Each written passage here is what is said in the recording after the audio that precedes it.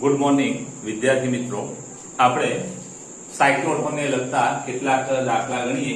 એમાં સાયક્લોટોનમાં અથવા ચુંબકીય ક્ષેત્રમાં વિદ્યુતભાઈ કોણ ગતિ કરતો હોય ત્યારે એના વર્તુળમાર્ગની ત્રિજ્યાનું સૂત્ર કયું થાય? તો કે વર્તુળમાર્ગની ત્રિજ્યા m ગુણ્યા v ભાગ્યા qb.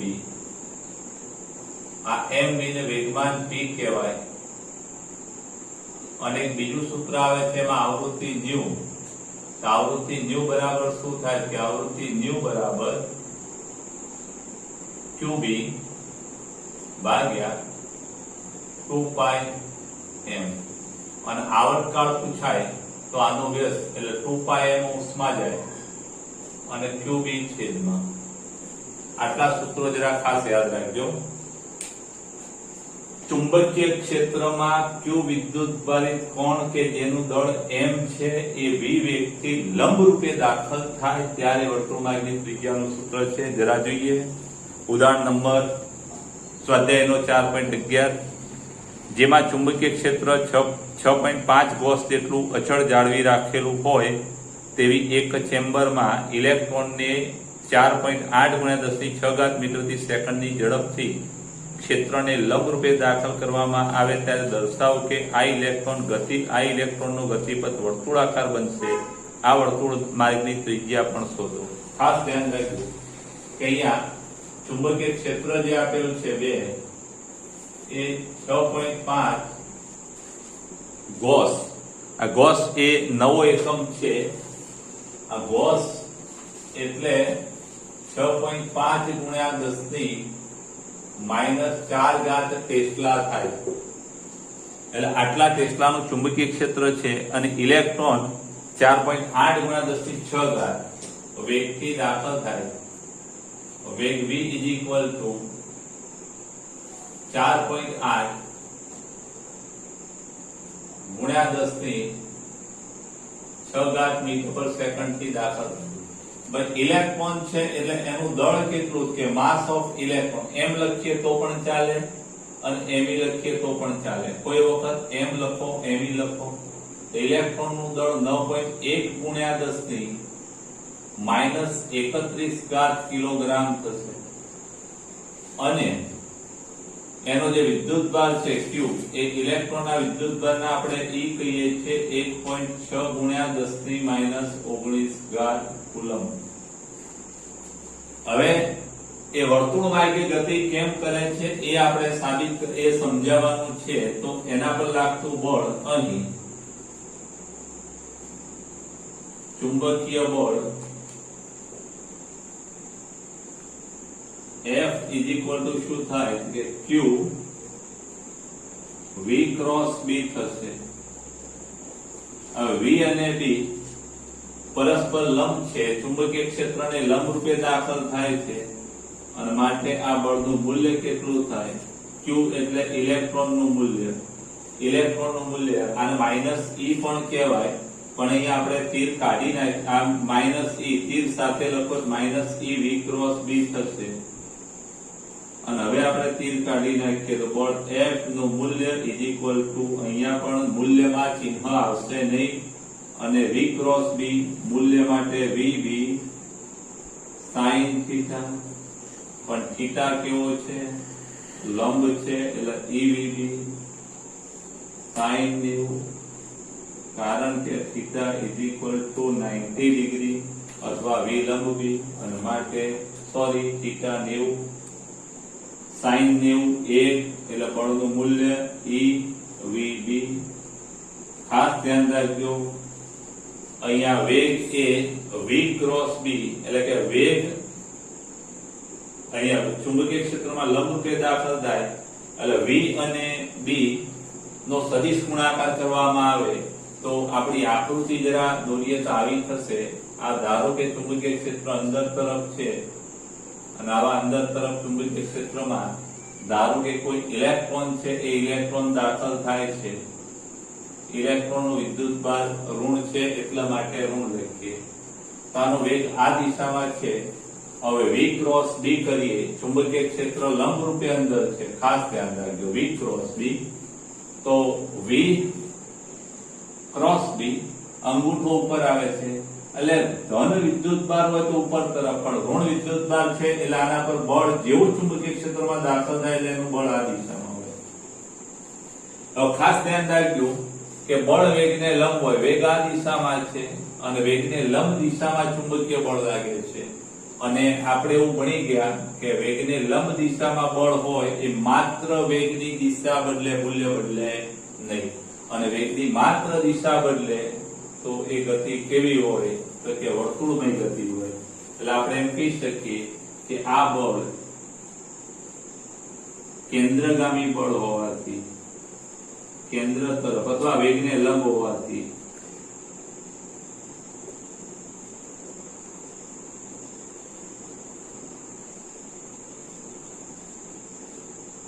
તે માત્ર વેગની દિશા બદલે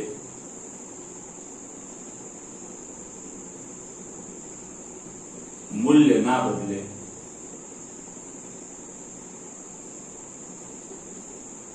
માટે તેની ગતિ વર્તુળમય થશે અથવા વર્તુળાકાર થાય. હવે નેક્સ્ટ વાત, આકૃતિ ખાસ આમાં દોરજો તમે. હવે એમ કે જે વર્તુળ માર્ગની ત્રિજ્યા કેટલી તો કે વર્તુળ માર્ગની ત્રિજ્યાનું સૂત્ર આવ્યું mv ભાગ્યા qb. તો અહીંયા ત્રિજ્યા r બરાબર શું થાય, આના આધારે બનાવવું હોય તો બનાવાય. બળ F mv² ભાગ્યા r બરાબર avb. પણ અહીંયા ડાયરેક્ટ આ સૂત્ર આપણે વાપરી શકીએ કે m ગુણ્યા v ભાગ્યા q, q એટલે eb. કારણ કે કોણ ગતિ કરે છે તો કે ઇલેક્ટ્રોન. તમારે અહીંયા ઇલેક્ટ્રોન નું દળ છે માટે m લખવું હોય તો લખી શકાય. માટે વર્તુળ માર્ગની ત્રિજ્યા r બરાબર ઇલેક્ટ્રોન નું દળ 9.1 ગુણ્યા 10⁻31². વેગ કેટલો છે કે 4.8 ગુણ્યા 10⁶ છેદમાં ઇલેક્ટ્રોન નો વિદ્યુતભાર 1.6 ગુણ્યા 10⁻19². અને ચુંબકીય ક્ષેત્ર 6.5 ગોસ. ગોસ એટલે 10⁻4. અને માટે ત્રિજ્યા r બરાબર શું થશે તો 16 તરી 48, 3 થશે, 3 ગુણ્યા 9.1 ભાગ્યા 6.5 એટલે તમારો જવાબ થશે 4.2.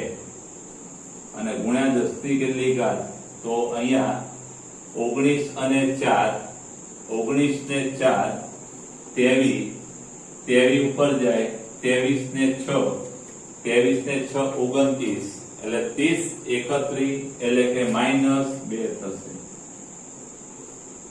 એટલે આને 4.2 સેન્ટીમીટર પણ કેવું હોય તો કહેવાય.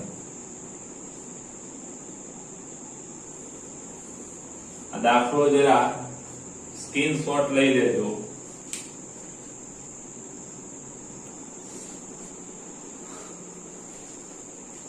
એક એના પછીનું ઉદાહરણ નંબર 4.12.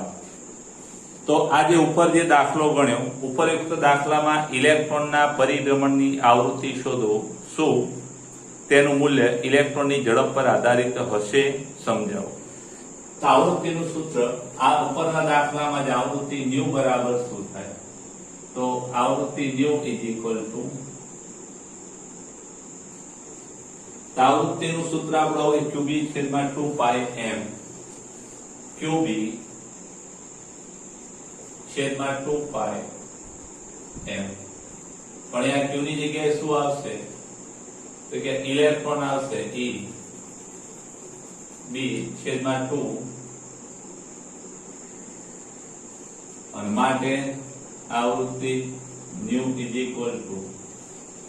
E 1.6 ગુણ્યા 10⁻19². ચુંબકીય ક્ષેત્ર B કેટલું મૂલ્ય હતું કે 6.5 ગોસ. આગળનો દાખલો છે એટલે અહીંયા આપણે સાઈડમાં ડેટા લખી દઈએ કે હવે E બરાબર 1.6 ગુણ્યા 10⁻19² કુલમ. પછી ચુંબકીય ક્ષેત્ર B કેટલું તો કે 6.5 ગોસ. એટલે 6.5 ગોસ એટલે 10⁻4 ટેસ્લા. અને ઇલેક્ટ્રોનનું દળ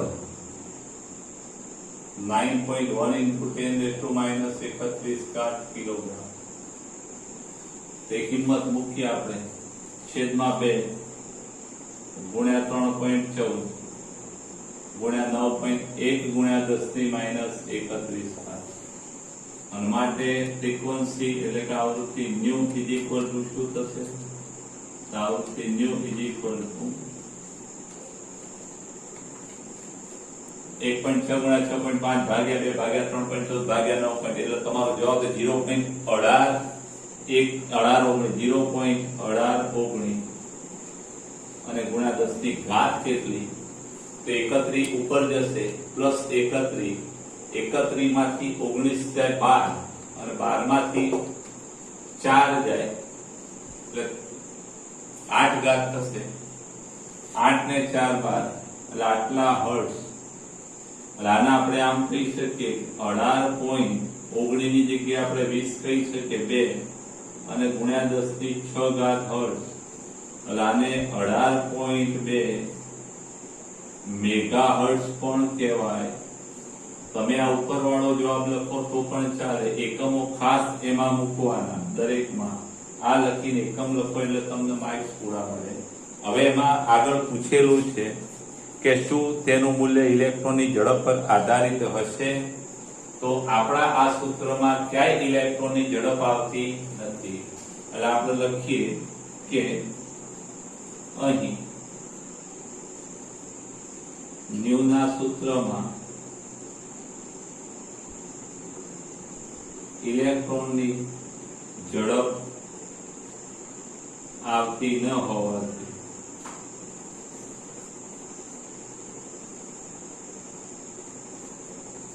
ન્યુ એટલે કે આવૃત્તિ એ ઇલેક્ટ્રોનની ઝડપ પર આધાર રાખતું નથી.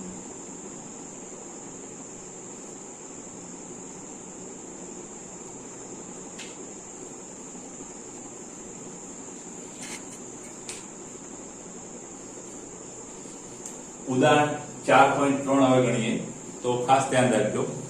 6 × 10⁻⁴ ટેસ્લાના નિયમિત ચુંબકીય ક્ષેત્રને લંબરૂપે એવા સમતલમાં 9 × 10⁻31 kg અને 1.6 × 10⁻19 કુલમ વિદ્યુતભાર ધરાવતો ઇલેક્ટ્રોન 3 × 10⁷ મીટર પ્રતિ સેકન્ડ જેટલી ઝડપથી ગતિ કરે ત્યારે તેના ગતિપથની વક્રતા ત્રિજ્યા, તેના પરિભ્રમણની આવૃત્તિ અને ગતિ ઉર્જા. તો જરા ખાસ ધ્યાન રાખજો આમાં ડેટા કે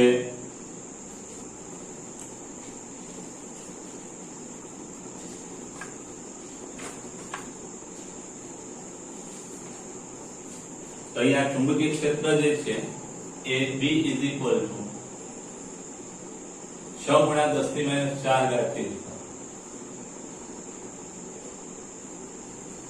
અને ઝડપ એની છે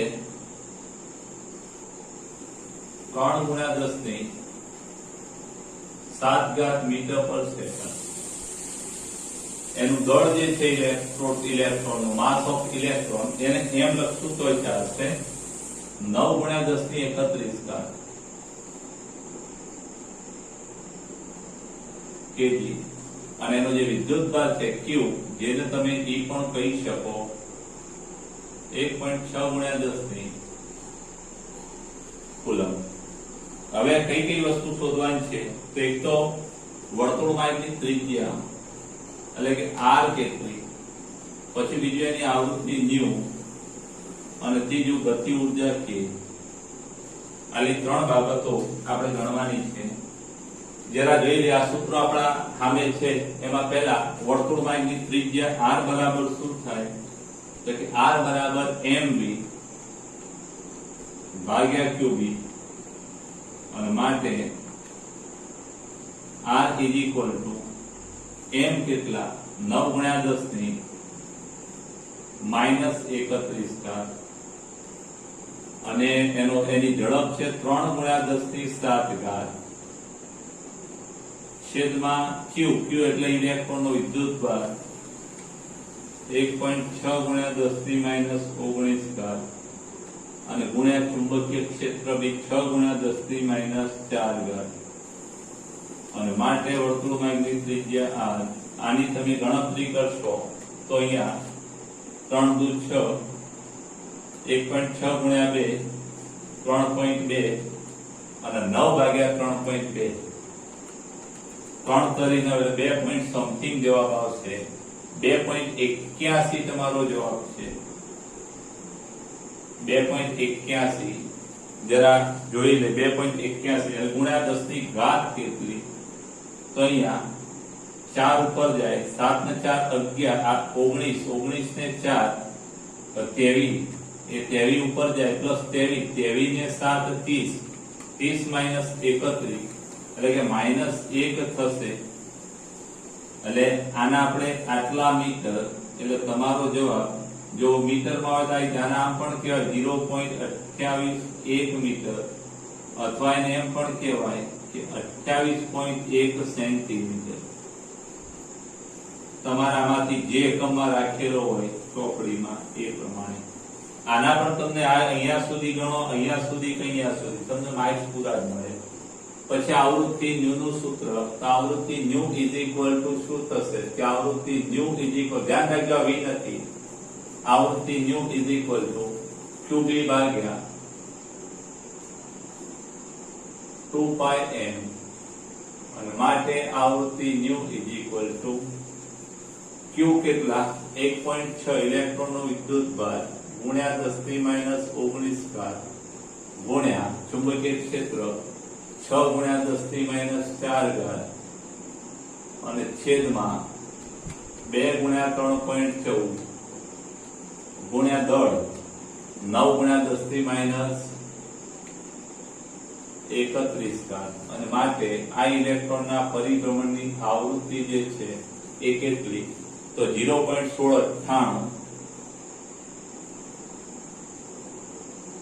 ગુણ્યા 10 ની કેટલી ઘાત? 31 ઉપર જાય પ્લસ 31 31 માંથી 19 ને 4 19 ને 4 તેવી જાય એટલે 8 ઘાત થશે. આટલા હર્ટ્ઝ એટલે આને આપણે આમ કહી શકીએ 1.698 ગુણ્યા 10 ની 7 ઘાત હર્ટ્ઝ અથવા એમ પણ કહેવાય 16.98 મેગાહર્ટ્ઝ.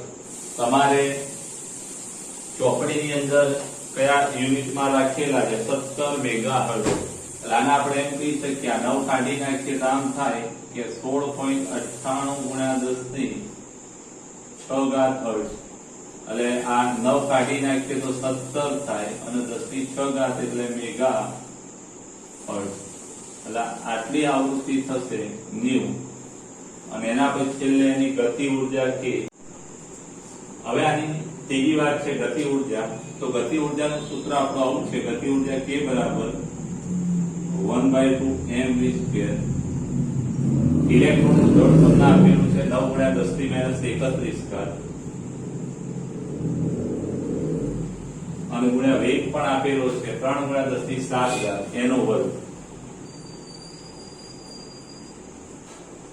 એટલે 3 તરી 9 9 9 81 81 ભાગ્યા 2 3 તરી 9 9 9 81 ભાગ્યા 2 4.40.5 અને ગુણ્યા 10 ની કેટલી ઘાત થાય તો કે -31 અને 7 દુ 14 31 માંથી 14 જાય 17 થશે -17 ઘાત આટલા જૂલ થાય ઇઝ ઇક્વલ ટુ 40.5 ગુણ્યા 10⁻17 ઘાત ભાગ્યા 1.6 ગુણ્યા 10⁻19. ખાસ યાદ રાખજો જૂલમાંથી ઇલેક્ટ્રોન વોલ્ટમાં ફેરવવાના હોય ત્યારે 1.6 ગુણ્યા 10⁻19 ઘાત વડે ભાગવા પડે અને આ જે ભાગાકાર છે 25.31 થાય છે ગુણ્યા 10 ની 19 ઉપર જાય એટલે 19 માંથી 17 જાય 2 ઘાત ઇલેક્ટ્રોન વોલ્ટ એટલે 2.53 કહેવાય.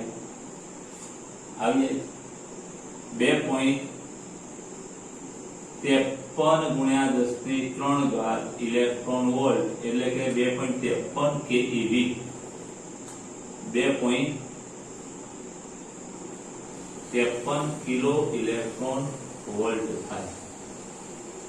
સ્ટોપ.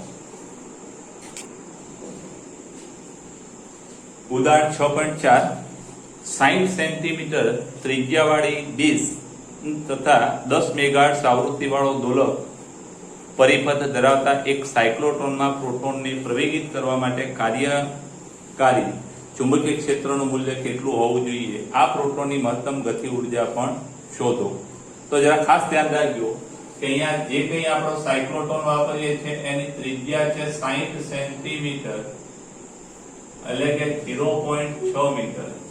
આટલી ત્રિજ્યા ધરાવે છે અને એની આવૃત્તિ છે એ 60 મેગાહર્ટ્ઝ 10 મેગાહર્ટ્ઝ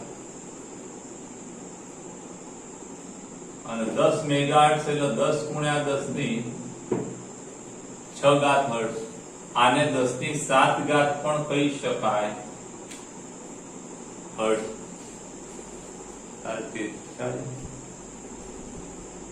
હવે ખાસ ધ્યાન આપજો કે પ્રોટોનને આપણે ચુંબકીય ક્ષેત્ર શોધવાનું છે પ્રવેગિત કરવા માટે. બી કેટલા કે આપણું આવૃત્તિનું સૂત્ર ખાસ ધ્યાન રાખજો qB/2πm.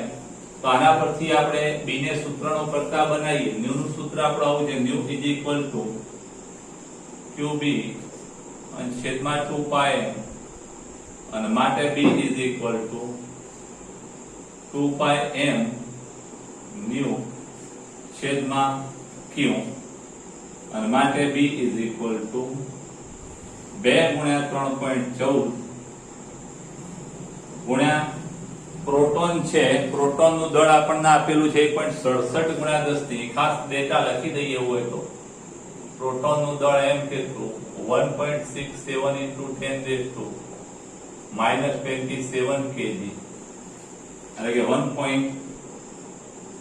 10⁻27 ગુણ્યા આવૃત્તિ 10⁻7 છેદમાં વિદ્યુતભાર. અહીંયા વિદ્યુતભાર ઇલેક્ટ્રોનનો વિદ્યુતભાર q એટલે કે પ્રોટોનનો 19 કુલમ અને કિંમત મૂકી 1.6 ગુણ્યા 10⁻19.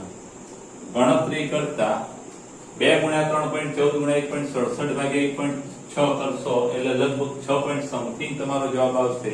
6.55 ચુંબકીય ક્ષેત્ર આટલું મળે છે 6.55 અને ગુણ્યા 10 ની કેટલી ઘાત તો 19 જાય ઉપર જાય 19 ઉપર જાય ધન થાય 19 7 26 26 માં 27 -1 ઘાત.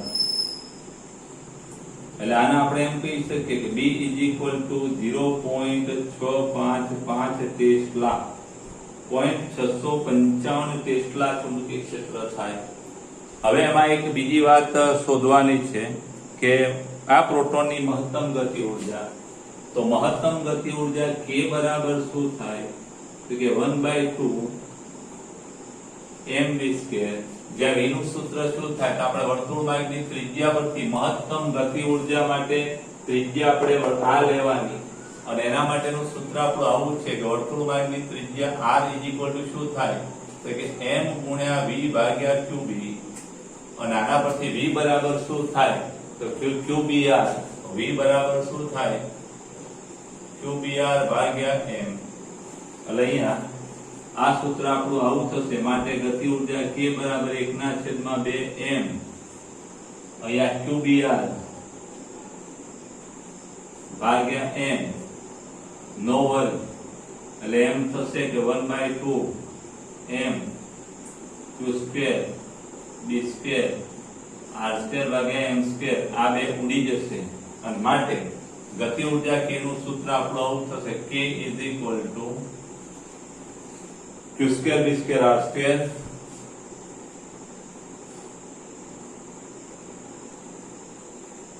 છેદમાં 2m. વર્ગ ઉડી ગયો છે. હવે કિંમતો મૂકીએ. q એટલે ઇલેક્ટ્રોનનો વિદ્યુતભાર 1.6 ગુણ્યા 10⁻19 નો વર્ગ. ચુંબકીય ક્ષેત્ર B 0.655 ટેસ્લા નો વર્ગ ગુણ્યા ત્રિજ્યા 0.6 નો વર્ગ અને છેદમાં 2 અને એમ પ્રોટોનનું દળ એ 1.67 ગુણ્યા 10⁻27 ઘાત. અહીંયા ગણતરી કરતા જવાબ તમારો આવશે 0.1183 0.1183 અને ગુણ્યા 10 ની કેટલી ઘાત થાય? તો અહીંયા 19 × 38 -38 વત્તા 27 એટલે -11 રહેશે. સોરી -38 પ્લસ 27 એટલે -11 થશે. આ જૂલમાં થશે ઉર્જા કે એટલે આખી ગતિ ઉર્જા છે. આને આપણે આમ કહી શકીએ કે 11.838 અને ગુણ્યા 10 ની 2 પોઈન્ટ આમ ઉડાડીએ એટલે અહીંયા 11 ના કેટલા થશે? 12 ને 13 થાય -13 ઘાત. આ જૂલ થયો અને એ જૂલને આપણે ઇલેક્ટ્રોન વોલ્ટમાં ફેરવવા માટે 11.83 8 ગુણ્યા 10 ની -13 ઘાત 1.6 ગુણ્યા 10 ની -19 ઘાત વડે ભાગો એટલે ઇલેક્ટ્રોન વોલ્ટ થાય અને આટલા વડે ભાગો એટલે તમારો જવાબ થશે 7.398 7.398 કે બરાબર 7.398 અને ગુણ્યા 10 ની કેટલી ઘાત? 19 ઉપર જાય તે 19 માંથી 13 જાય 13 ને 6 19 એટલે કે 6 ઇલેક્ટ્રોન વોલ્ટ થાય. અને એના આપણે એમ કહી શકીએ 7.39 ને 4 કેવા હોય તો કહેવાય બરાબર અને ગુણ્યા 10 ની 6 ઘાત એને મિલિયન કહેવાય. એટલે આ ગતિ ઉર્જા આટલી થાય. ખાસ ધ્યાન રાખજો. આ દાખલો સ્ક્રીનશોટ લઈ અને દાખલા ઉતાર દેજો.